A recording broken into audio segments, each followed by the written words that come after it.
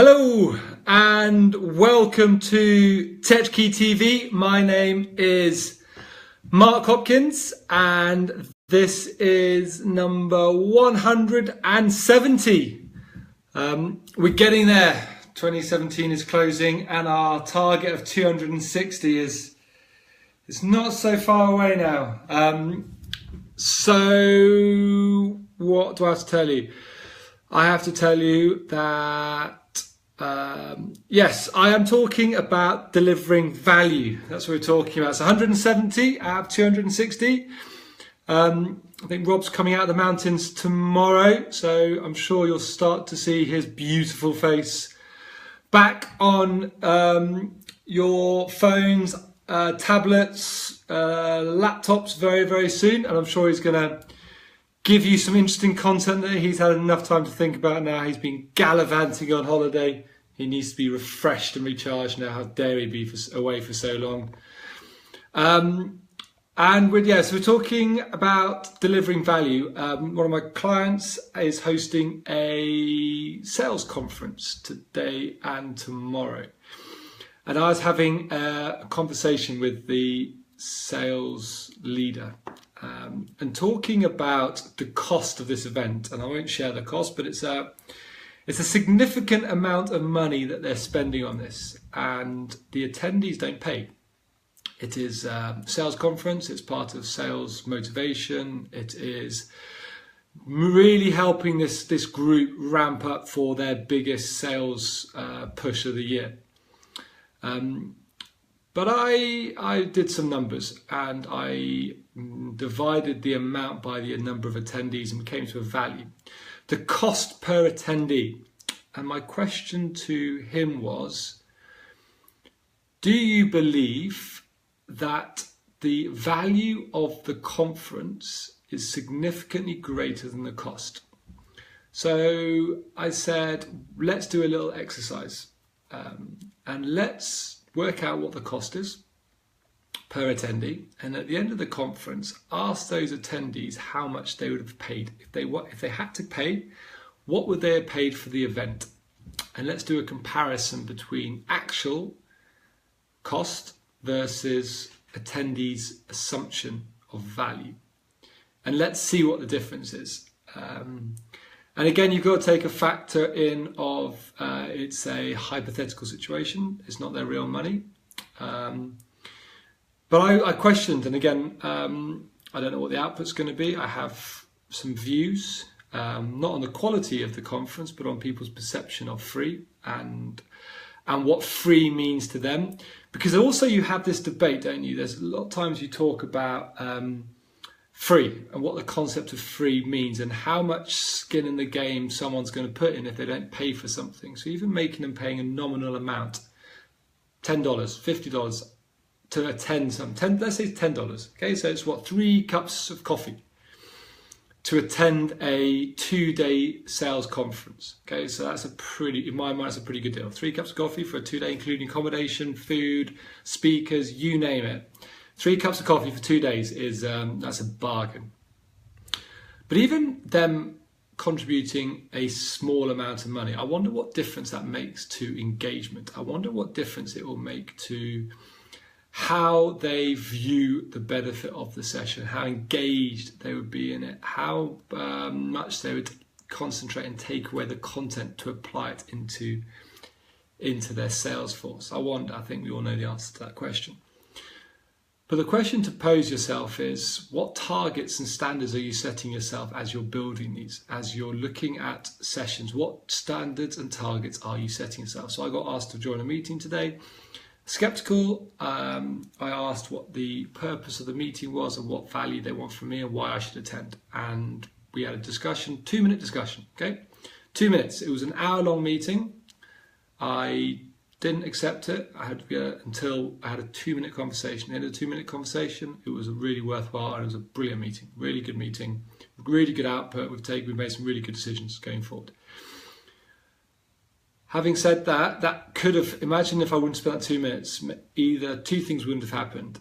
One, I might not have been primed for the meeting and therefore wouldn't have been as tuned in terms of what I wanted to get out of the meeting, what the other person wanted to get out of the meeting. I just rocked up, and it would have taken me time to understand why I was there. And my gut tells me that time to understand why I was there and to get into the swing of the meeting in terms of what I was going to contribute would have been a lot longer than 2 minutes. Second thing is to understand what the client pays me, how much the client pays me per hour, and therefore for me to accept that meeting and sacrifice an hour's time, it has to be value to the client. If it's not value to the client, then why am I doing that meeting? But it was a very interesting discussion when you actually push back to say, I'm not accepting until you demonstrate why.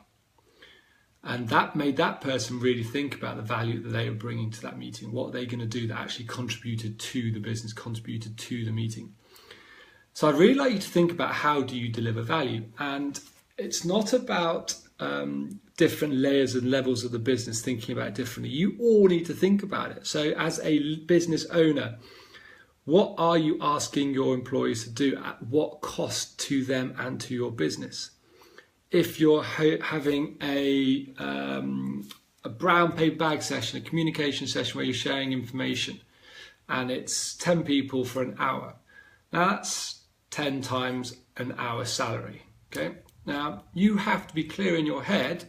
And again, I'm not advocating that you run your business like this all the time, but I'm advocating that you think about your business like this all the time. You think about it to say, is the information and the value of what I'm about to do for that hour greater than the cost?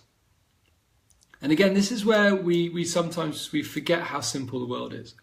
Now, as a consumer, all you do is you spend your time thinking about price versus value. Am I going to spend X amount on this product? Is it worth it? And we do this all the time. All the time we do this.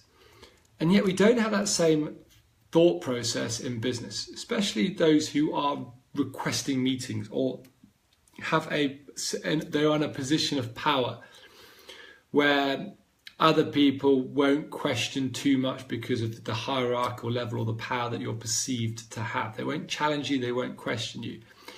But how do you respect their time, and how do you ensure that the time that you're stealing from them generates greater value than them not doing it? So 2 things to think about. One is to encourage people in your organization to have the confidence to value their time for the benefit of the business. I'm not going to accept this, or I do not believe there's value in me attending this. I think there's greater value for the business for me to do whatever it is.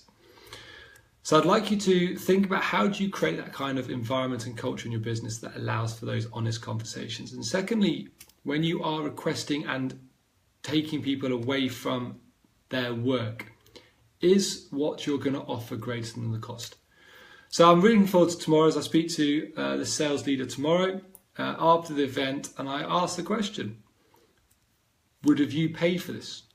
Would have you paid to attend? Did you see the value of it based on the time and the cost that you had to sacrifice in order to attend? So everything we do is about delivering value. We deliver value to customers, we deliver value to employees, we deliver value to our peers, we deliver value to our loved ones. We're all about delivering value. But think about value as a commodity that you have to really cherish.